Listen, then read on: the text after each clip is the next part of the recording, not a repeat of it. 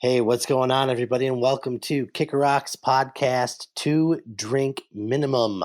What is this episode going to be about? Well, I can't tell you because it's a surprise. You're just going to have to sit back, relax, have a drink with us, and enjoy.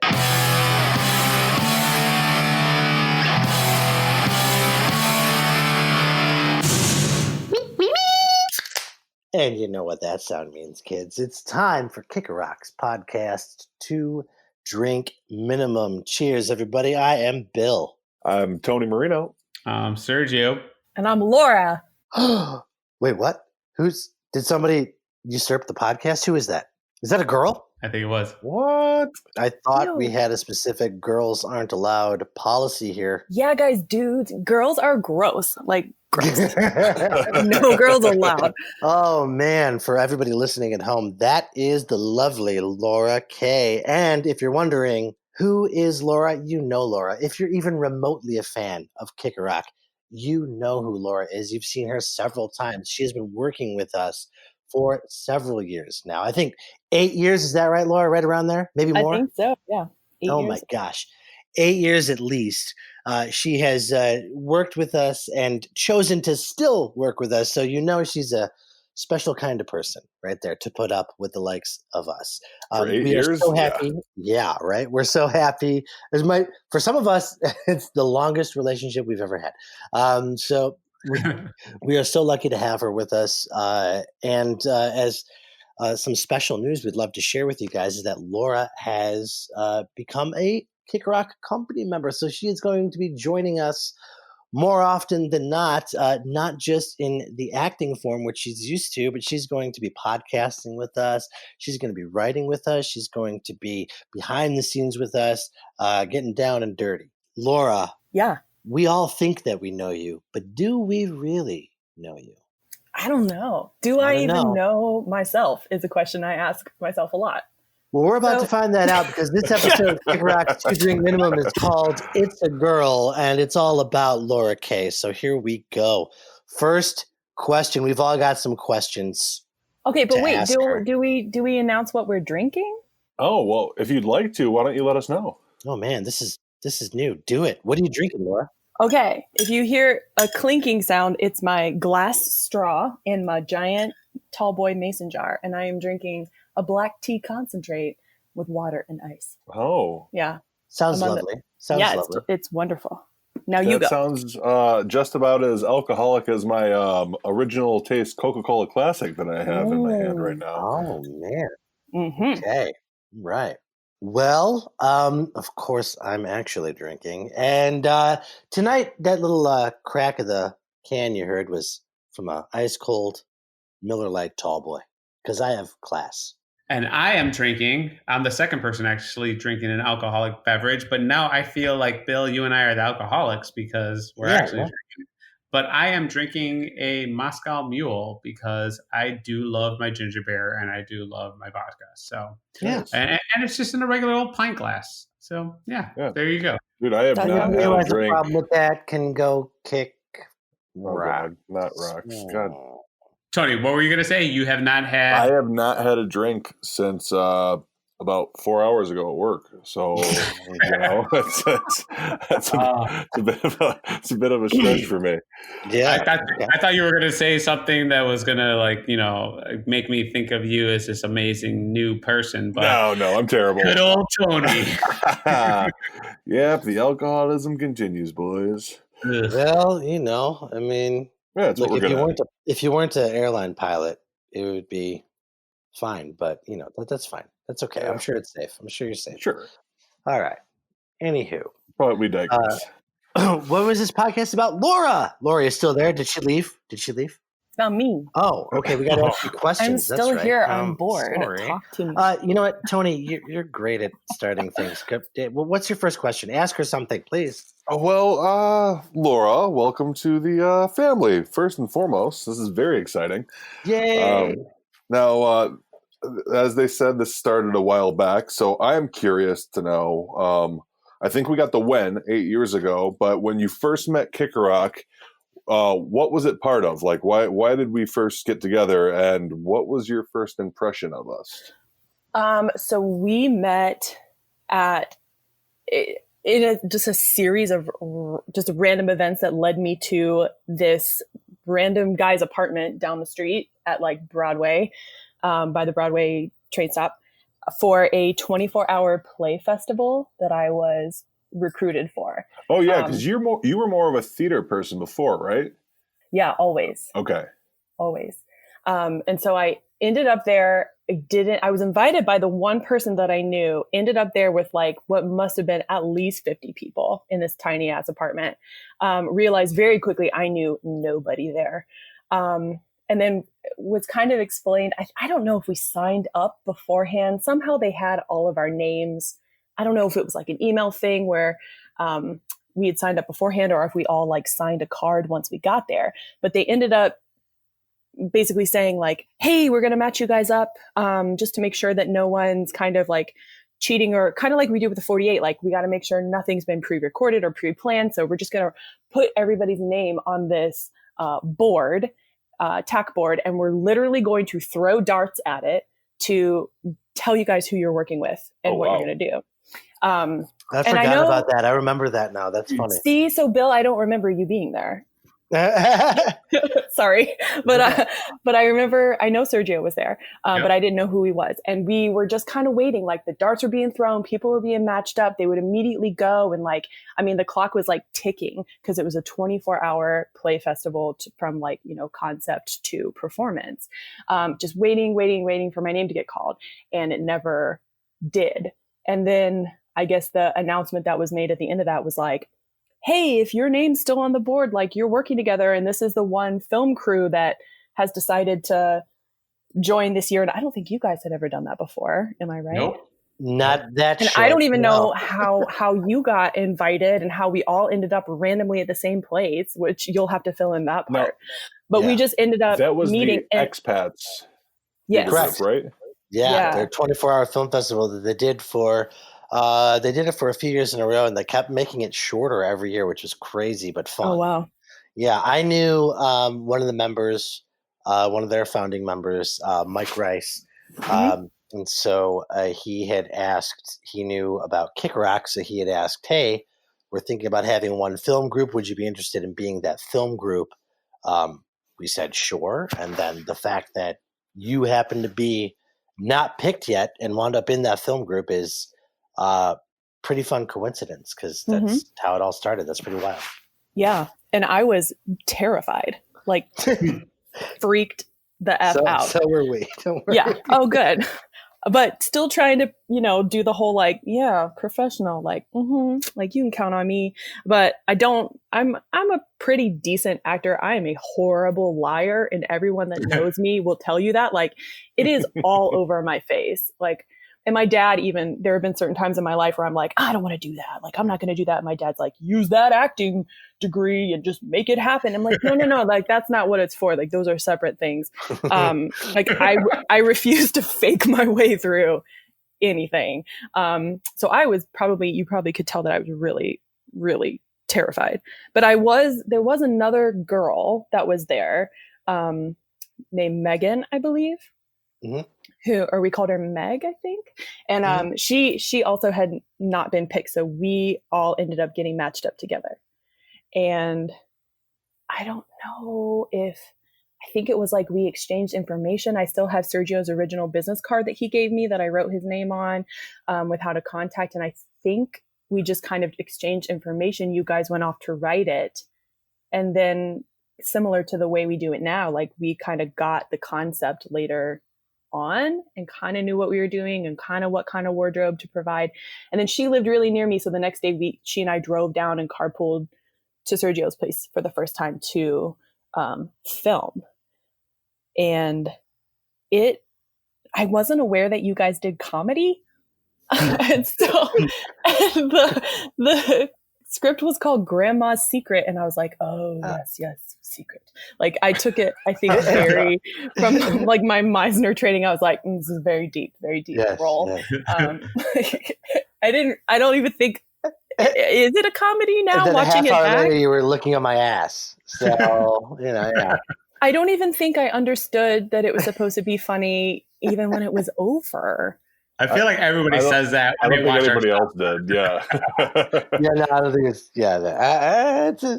It was supposed to be sweet with some comedic bits peppered in. And that's what I remember. I remember being in Sergio's apartment. I remember filming certain things like the closet thing where I like changed wardrobe real quick and like poked my head out and made a funny face. And I think that's the first time I made you guys laugh. And I was like, oh, that felt good. That was fun. But I still wasn't aware that like this was comedy. Yeah. And then I remember, I don't know. I just remember Sergio. I'm sorry. I don't know if the rest of you guys were there for that. Were you in it? I sound like I sound like that was the ass comment because they threw a monkey wrench. Sergio, I believe you wrote that one. They threw it at him like middle of the night. It was like 1 a.m. Yeah, like one of the producers threw in. What was it? You have to have a guy urinating in the background. Yeah, it was a random phone call from what's the lead expat Mike.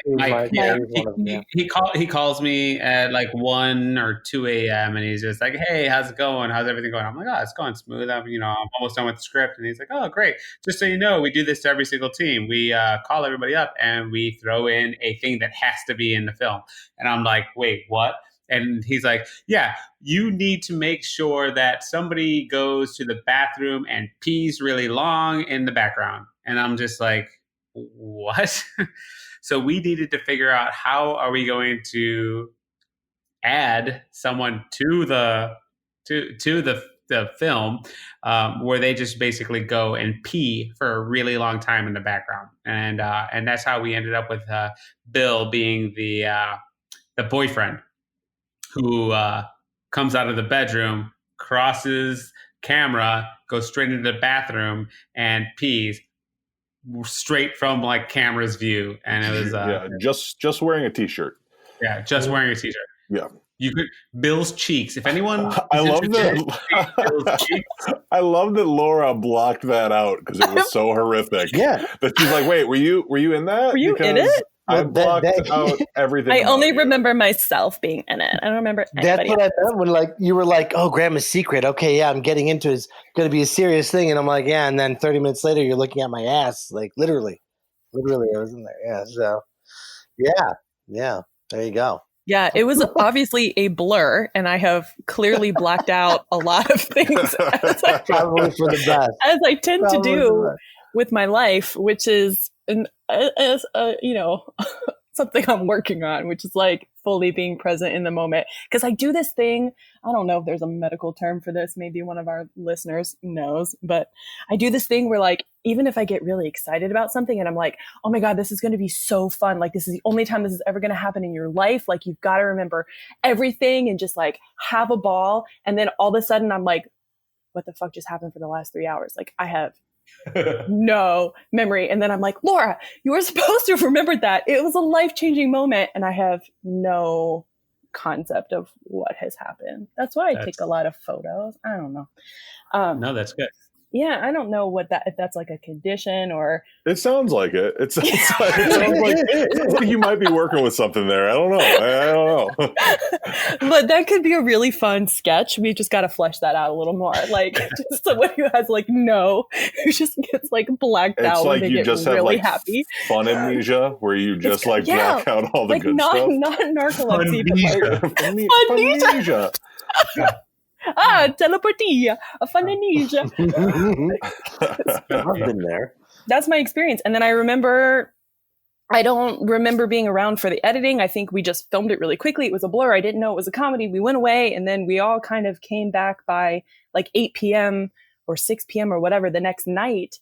I don't know if you guys were there for that, but I showed up early and then I watched all of the plays that were presented because they all took place in that apartment or in that apartment building, some on a roof, some in a alley, some on a fire escape, some in a bathroom. And we all watched each other. And then the very last bit was we went to that little bar next door where they had like lounge. Where they had the room with the screen. And then we watched, and that was the first time I'd seen it, was like with everybody else in that moment.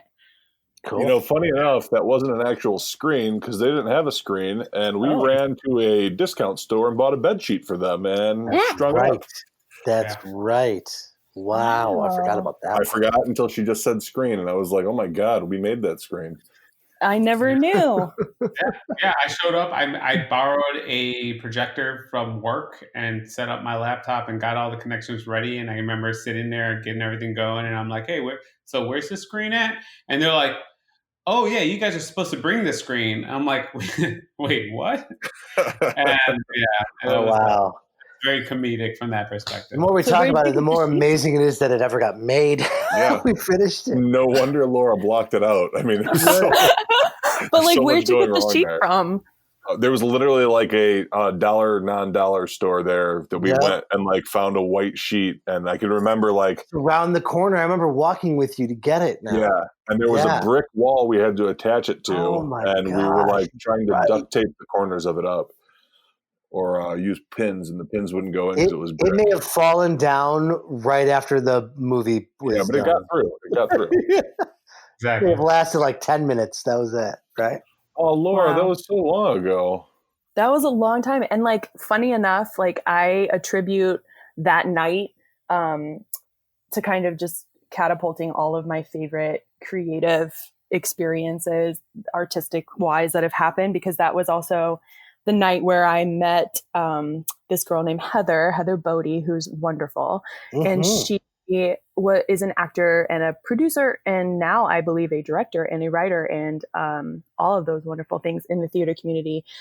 She works for a group called Erasing the Distance, and she and I befriended each other, and then kind of supported each other. And I was singing backup one night for one of my friends, a recording artist out of Nashville who has come to town every now and then. She would come hear me sing, and then I would go. Like a year later, she was like, oh, I'm in a band. Like I started a band with my best friend, and like, we've never done a show before, but maybe you'd want to come. And I was like, hell yeah, I'll be there. Like you come to my shit and I'm going to like, that's what you do, right? Like you go and you support your friends and you hope that they support you too. And then like years later from all of that, she ended up, her band booked an opening gig at Lincoln Hall, which was a really big deal for them. And awesome. she already had a trip to Germany or somewhere out of the country planned with her boyfriend. And she was like, oh my God, like, what are we going to do? And she goes, you know what?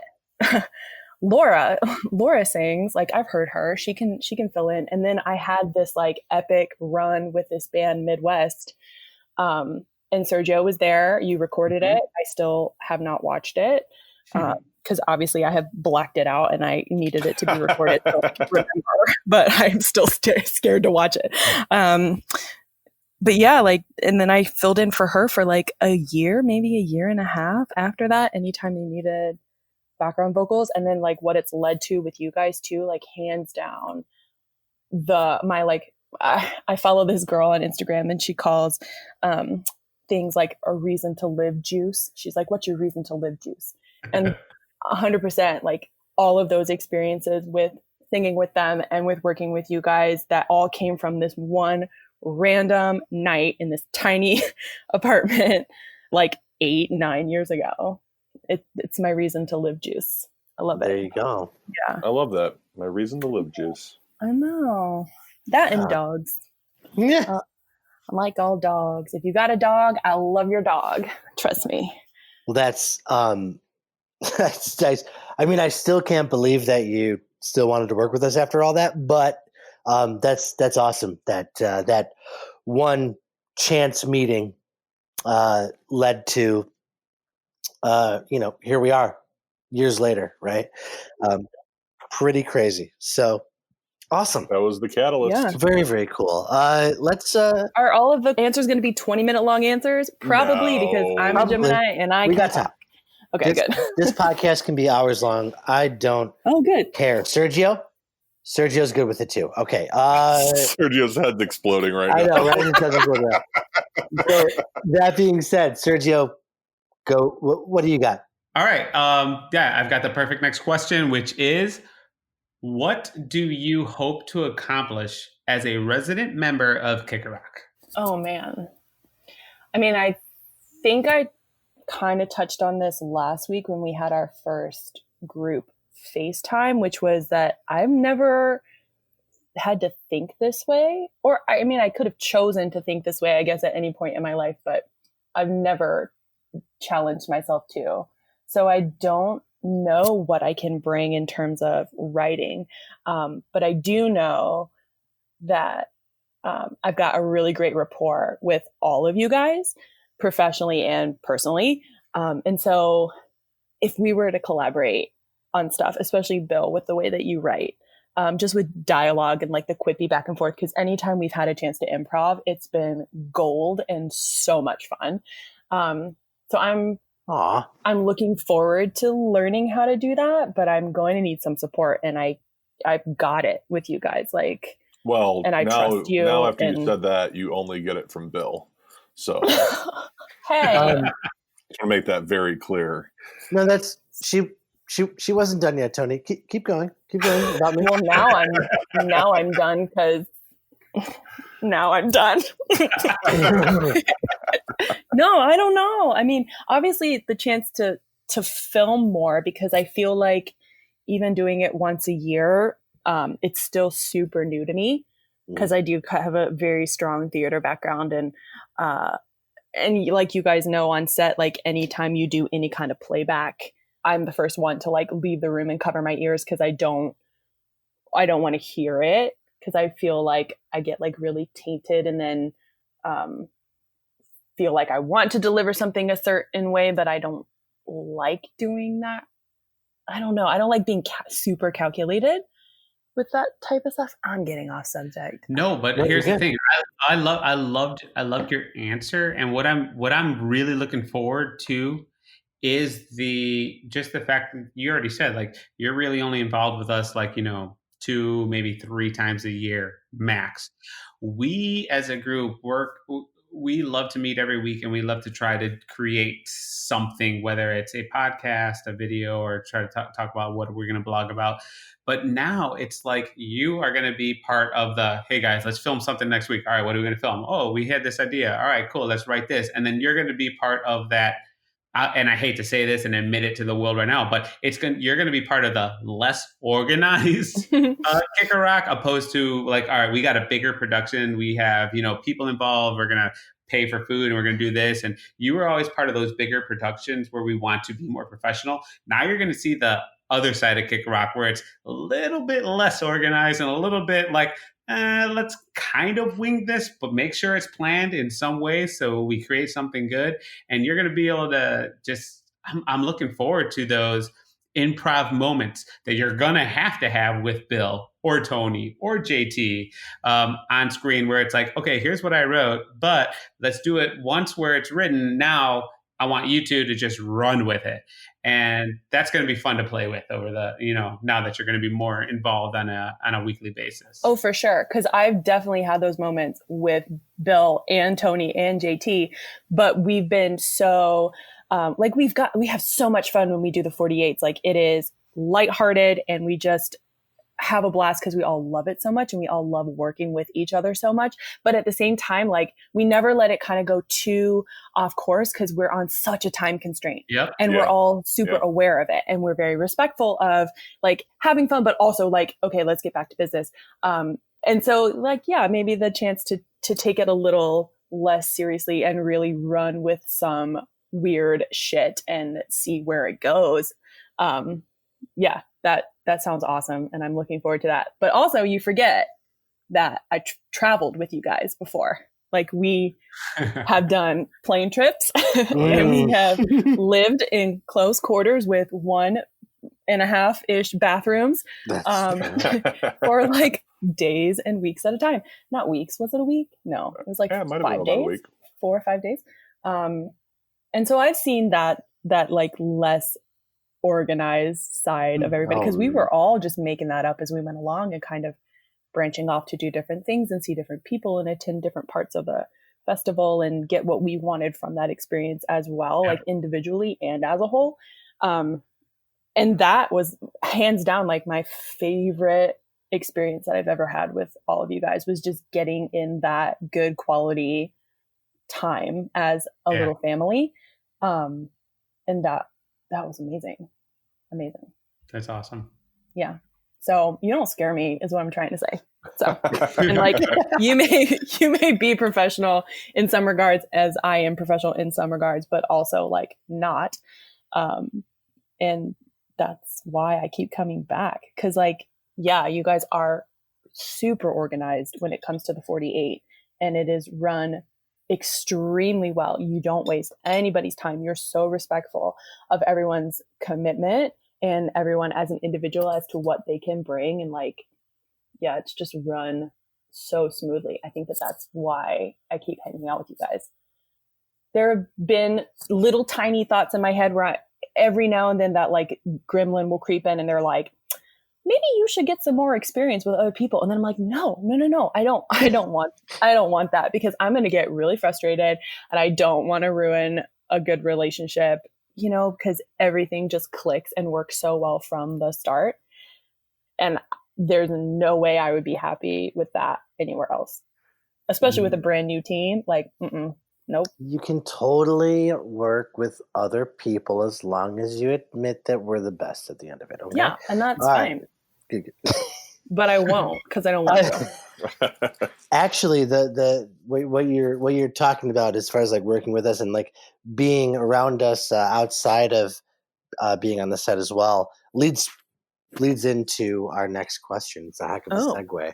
Okay. This one comes from JT. You guys remember JT? Yeah. Yes. Yeah. JT, I might have blacked we forgot to mention earlier. Sorry, I might buddy. have blacked out. I don't know. JT cannot be here with us tonight, but he did send in some questions for Lora.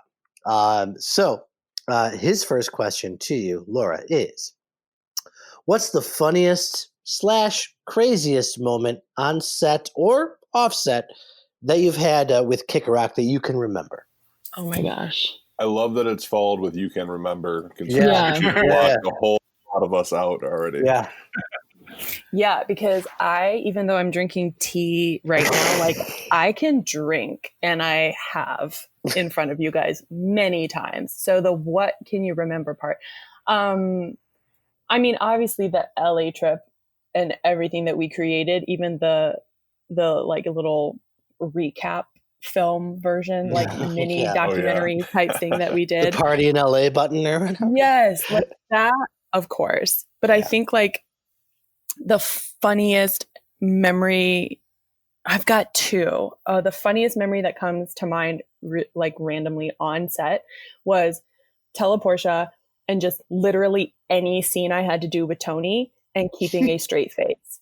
Specifically, when we did the cutaway of him like as his character as an artist, like drawing a portrait of me and then holding it up to my face. Yeah. And I was, like trying to just get like a good 3 to 5 seconds before anyone broke character. Like that was great. So fun. And then, you know, like this past 48 last year when we dropped and smashed our award on the floor. Oh, God. 2 seconds after receiving it in front of everyone. Yep. But I will say, like, looking back on that and the photos that were taken, like I, as a person, have not smiled that big in 10 plus years. So I know for sure that like memory or not, the photo evidence proves that that was a damn fucking funny good time. Dude, that picture of us, it's the perfect picture of us. Like that's Kick Rock. You know what I mean? Like shattered award and all. Like that's us. That picture of us is now the contact photo for my Kick Rock group text. Oh, right. That's awesome. Yeah. That's a good one. I do want to clarify something for the audience, just in case they think that we basically were handed a trophy and like kind of just like football style smash it on the ground and be like, yes. No, that's not how it went down. No, Sergio fumbled the football. I was an idiot as I was being handed the best film award, and it just slipped out of my hand and fell to the ground as we all gasped. Like you heard the audience gasp, you heard all of us gasp. It was a giant, like all the air from the room was just sucked in by every person there at the same time. And that's why that I completely see why that is a hilarious moment for you to remember. Oh yeah. And the award is not just like a bowling trophy. It is literally like a brick of etched glass.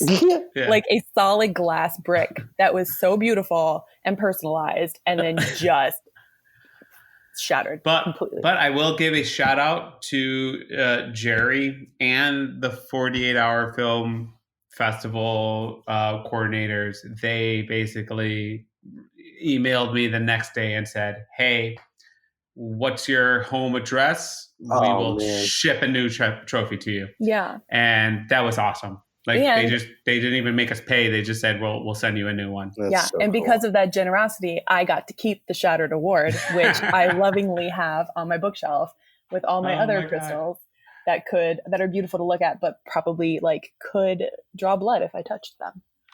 Do me a favor, take a quick pic of that, send it to me, and we will add that picture to the post when we upload this this podcast. Okay. We want the viewers to be able to see the remnants, the remnants of this award. Okay. Perfect. Next question. Facilitating. I love it. My tea is kicking in, y'all. Oh, it's my turn. All right. Bill, question number 1. Laura. Yeah. What is the title of your eventual biopic, and who is playing you or us? I guess us is like bonus, but who's playing you is more important. Okay. And we don't even know. That's presumptuous. We might not even be in your biopic, but continue. I mean, it's definitely called like Nope. That's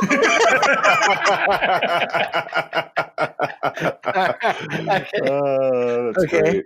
Yeah, like that's just the title, or just like Nah or something like that. And then when I was younger and I was like dealing with certain, like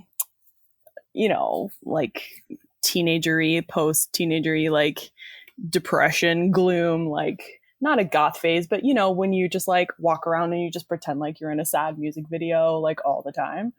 Did anybody else do that? No, yeah, just everyone me? did. Cool. Yeah, great. Yeah. It was the 90s. It was the 90s. I had like some teen angst going on probably until like last year. But I always thought, especially in like the late 90s, early 2000s, that if anybody were to play me in a movie of my life, it would be Clea Duvall. And I think that maybe still holds up. Do you guys know who she is? I recognize the name, but I can't put a face right now. Yeah, help us out here. Okay. Did you mean Cruella DeVille? Yeah. I did mean Cruella DeVille. Oh, I know Clea Duvall. Okay, yeah. Clea Duvall. Yeah.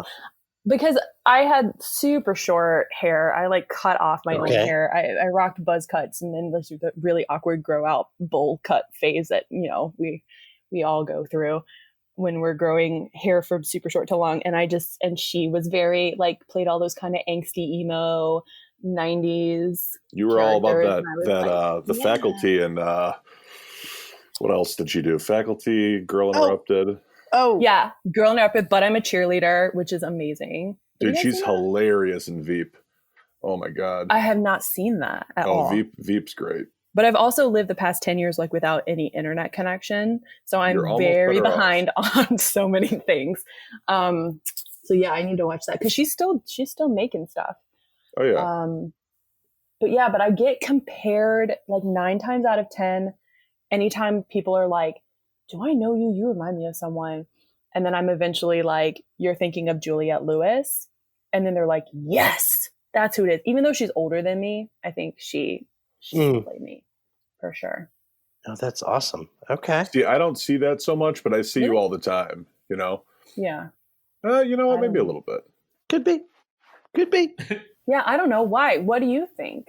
Who would you cast? She's flipping it on us. She turned it around. I don't like this at all. Because you never really see yourself the way other people see you. That's true. Faults and strengths and all of that. Like, and you've only known me, like you didn't know me in those like angry 90s angsty teen years.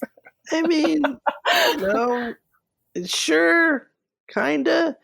I'm gonna go. I think maybe Shannon Sossaman. I think that's how you say your last name. Okay. I don't know. Have you guys ever? The one thing I can think of her. She's in A Knight's Tale. She plays. No, I know her. know her. Okay. She didn't. What happened to her? She sort of fell off, right? I don't know who she is. I'm going to Google it. I don't know. Oh. Yeah, look up A Knight's Tale. She's the main role in there. She plays Jocelyn, I think. I don't know. I think it's Jocelyn. Yeah, let me look it up. Jocelyn is Jocelyn. Okay, we're good. Yeah. Okay. Yeah, like you'll know her when you see her. Yep. That's my pick, though. I think she'd do great. Wow. No. Wow. Wow. But also now, do you guys watch Schitt's Creek? Yeah. Who's yes. the actress that plays Stevie? Because come on. Oh, no, there you that's go. who I'd pick. Like, she could be yeah. my sister. That's a great pick. I think Yeah. we could be sisters for sure. Yeah. And then I've always just like daydream fantasized that Sandra Bullock and I would one day work together, cast as sisters, because she went to my college and we had the same acting teacher, and she also didn't have like the greatest experience at that university. I don't think she ever actually really graduated, but they claim her as an alumni. And yeah, in my dream world, like she and I are making movies together all the time. Okay. So Emily Hampshire is Stevie Budd. Yeah, I love her. Awesome. Yeah, she's great. And Yeah. Sandra Bullock is like my first celebrity crush, I believe. Mm-hmm. So there you go. Two good picks right there. Yeah. And then who would play you guys? Jesus. Yeah, who would play us? I'm very interested in this. Who would play us? This is you can't. There's going to be like a 40-minute pause as I rack the old brain. I'll help you out. Okay, For me, Robert Downey Jr. Yeah. And it doesn't matter who plays the other guys. Yeah, I don't know. I got to think about that. Irrelevant, not important. You think about it, we can talk about it on a different podcast. Yours was the most important question there. Tony. Yeah. You got another one for Miss Laura? Yeah, sure. All right, Laura, what is your favorite Kick Rock sketch or film? Oh God. Okay. Visually, the one that I love the most, because I think it's filmed so beautifully, was Teleportia. Like we were blessed by the lighting gods on those days, even the outside scenes that we did, where I just think it's just really beautiful to watch. And yeah, I liked that one a lot. But I think in terms of like wittiness and cleverness, I'm really a big fan of The Last Straw. Okay. That I know. I gotta say, The Last Straw is so much fun. It was so much fun. And I think it's because we got to do that kind of mockumentary style that we all lean so naturally towards as individuals and as a team when we work together, and when we do get a chance to improv, that we were really able to totally run with that. And it is hilarious. And I love the whole thing from start to finish. And everybody just knocked it out of the park 300% on that. I think it's great. Yeah, that's one of my all-time favorites now. I'd say that's one of my top 3 for sure. Yeah. And I need to share that more, just because I don't know. I know maybe we're not promoting. Yeah, but you know, things, but, it's it's all good. Like, that one got buried, I think, a little bit in the links for the online voting. And I don't know if as many people saw it that should see it, and I want them to see it. For sure.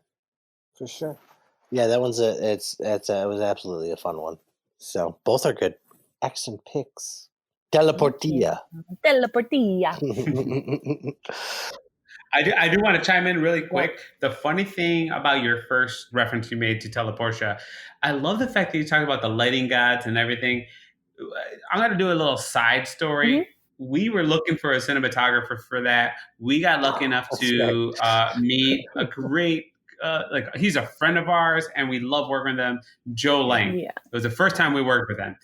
And he was a reference from somebody, and he came on set, and he was so professional, and he had this great camera, and he had all these great ideas. And, we ended up submitting that film, and then we won Best Film, and then we ended up going to LA for Filmapalooza, and it was a great experience. And then while we were out there, he decided to share one little nugget with us, one small little nugget that was like, yeah, This was the first film I ever worked on, and when you guys said that you wanted to use me, I ran out and bought a camera so that I could work with you guys.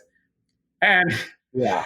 that is just one of those things that that's like almost like a perfect example of Kicker Rock, where it's just like we're just a bunch of guys who love what we do and we want to do it, and we'll do whatever it takes to do something fun and cool.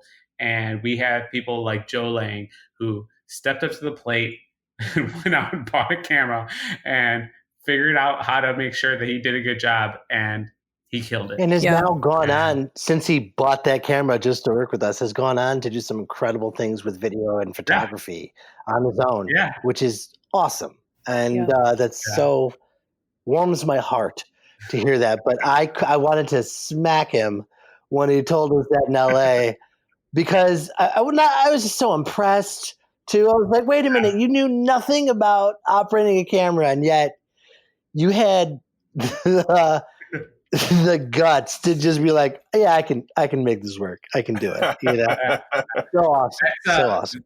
That's a perfect example of that phrase of "fake it till you make it." Where did he ever?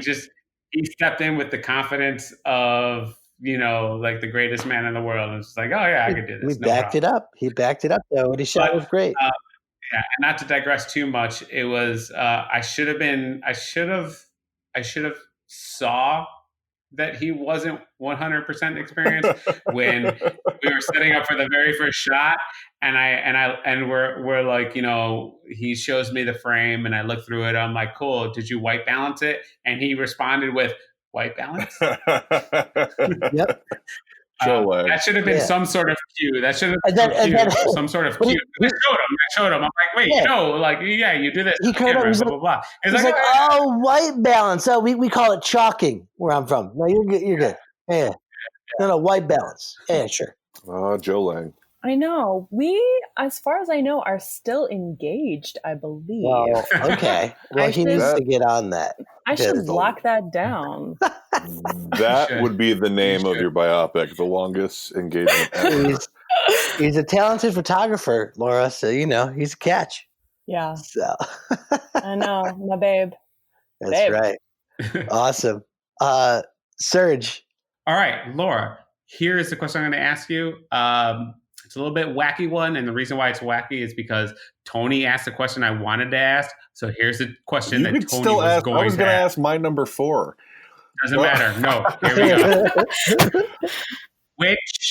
Which Kicker Rock member would you murder first, and why? JT. He knows way too much.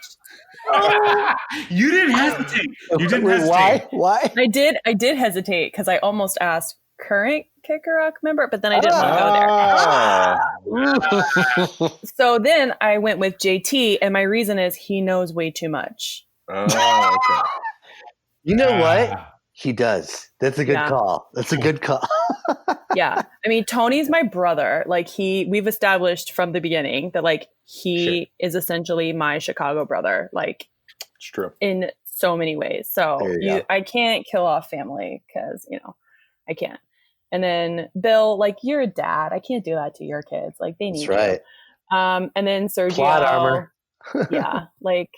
I mean, I guess Sergio could go. Now that I'm thinking about, no, just kidding. No, I'm just kidding. He's the only one I remember from the first experience. Clearly there's a strong connection. I'm like the grandpa. It's you can't kill grandpa. Aww. But if you did, I stand by what I have always told my parents, which is, when your time comes, just at night, putting a pillow over your head, no questions asked, you died of natural causes. That's what we're going with. Okay. This answer got way more dark and detailed than I thought it would have. It's great. Yeah. You told me to share whatever, and I'm not censoring myself because there's no reason to. And there you go. Next question. It's so dark. I love it. All right, go on. Whose turn? JT's. Oh gosh. Okay. JT, who has now been murdered. Sorry, dude. JT's second question. This is okay. We're going to a little more lighthearted. Laura, what's your dream project to produce? Oh gosh. See, I've never I had to think about that before ever. But I am a huge fan of documentaries, and I am an equally huge fan of mockumentaries. That is like 200% of my Netflix queue that I've now made up for 10 years of lost time in the past 5 months with my Netflix. And it is all like crime. Oh, yeah, maybe we could make a mockumentary true crime story, which would be pretty funny. We actually talked about something a couple weeks ago that I think you'd be really excited about. So we can I know a that lot about murder. It is my happy place, like murder and dogs, and like vegan nachos, like those three things, and I can live a happy life. Like, yeah, that's all I need. That's another title, right? Murder, dogs, and vegan nachos.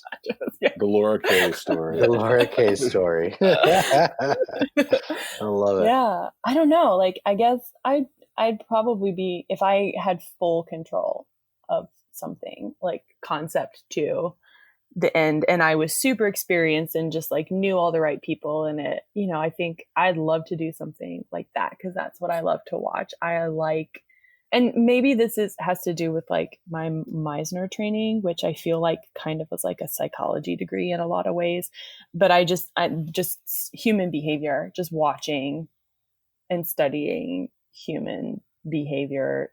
And that's why I like crime so much. It's not like the blood and gore of it. It's watching people talk their way out of it. And like the weird, what's it called? Oh God, what's the word? Not a narcissist, but a sociopath. So sociopaths who are just totally just convinced that like they're one step ahead of of like the cops, and they're that much smarter. Like watching people try to manipulate, like that's why I'm super fascinated with it. So yeah, probably something like that. Awesome. Yeah, I don't know. Can we do that? All right. You guys want one? We can make that happen. I like that answer. We could kill JT and make a documentary. No. Oh no. Write it JT, down. stop listening. We got to plan something real quick. Stop listening. All right. All right. My second question, actor question. You ready? Be honest. What's one role that you saw someone else play, Kick Rock or otherwise, that you would have killed? That whole, I can do that better. Oh my gosh. I know. Blacking out now, because in a good way, because like there's so many things that come to mind. I mean, when I was a little girl, like all I wanted to be was Christina Ricci and Wednesday Addams. 100%.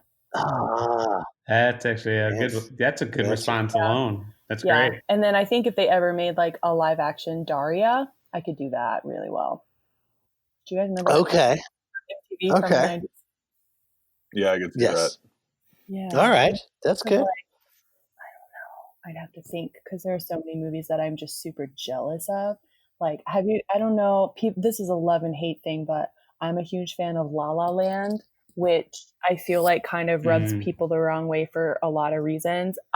Will always be jealous of Emma Stone, of not being able to play that part, especially against Ryan Gosling, especially with all the dancing and all the singing and like the just deep, like dramatic turn that those characters take. Like that's a ride I would have loved to go on. That's a good answer too. Yeah. And then I'm also obviously very jealous of Stevie and Schitt's Creek, and to be able to work with those people, especially Dude, Catherine that's O'Hara. A dream role. Any role on that show would have just been unbelievable. Oh yeah. Catherine O'Hara, geez, what a goddess. She's a queen. Absolutely. What a goddess. Yeah. I mean, I could probably, that could be a blog post of mine, because I would have to really, really think about that. But those are just some that like come to mind for sure. All right. Good. Very good answers. We're about to wrap it up here, but I think we got time for a little short lightning round. Tony's lightning round, to be exact. Oh, jeez. Okay. Hit her with it. What you got? It's literally like 2 questions. Okay. All right. What's your favorite character you've played in a Kick Rock sketch? Teleportia. Teleportia. Who's your favorite actor outside of Kick Rock? Comedy? Anything. Ryan Gosling. All right, nice. And how bad do you want to punch Bill Miller? What? Like -2. Nice. You lucked out this round, Bill. I got nervous for a second there. Wow. You got lucky. I did. You got lucky. I did. -2 is probably the best answer I could have expected for that question. Oh, man. All right. Good fun. Well, Laura, I'd love to say, hey, do you have any questions for us so that we can, get open and honest with you and our audience? But we're out of time, unfortunately. So maybe that'll have to wait for a different podcast. Maybe you can flip the script on us next time. But Laura, we just want to say while we have everybody here, welcome aboard. We're so happy to have you with us and join us and be a bigger part of Kick Rock than you already are. And we love you, and we know our audience does too. So thank you. Thank you guys. Thank you for trusting me for all of these years and for just like 100% just welcoming me as family and treating me like that from the start. Like there is not a better group of guys, especially for a girl to walk into a set and just be completely respected, completely comfortable, completely just have such a strong sense of trust. And that is huge. And that initially was why I was so excited to keep coming back, because I just knew that it was going to be a really positive experience, and it always has been. So thank you guys for that. Thank you. Very good. Well, that's going to do it for this episode. Tony, do you think? This has been Kick Rock's podcast 2 Drink Minimum, where we've been drinking, thinking, talking shop, welcoming Lora K, a.k.a. Teleportillo. Mamma mia. Bye, kids. Bye. And that's going to do it for this episode. Thank you so much for tuning in. That was a fun one, wasn't it? It's a girl. It's Lora K. She's awesome. Yay! I can't wait to see the crazy things we're going to come up with together. We love Laura. We know you do too. We are so excited to have her be a part of the group. And if you like this podcast, you know where you can tell us, hey, you can go on our Facebook page. You can comment right on our iTunes. You can download. You can subscribe. You can go on Spotify or whatever your favorite podcast medium is. Thank you so much. Again, from the bottom of our hearts, we really do love doing these. We're going to have more coming at you soon. This has been 2 Drink Minimum. We've been drinking, thinking, and talking shop. Cheers, everybody.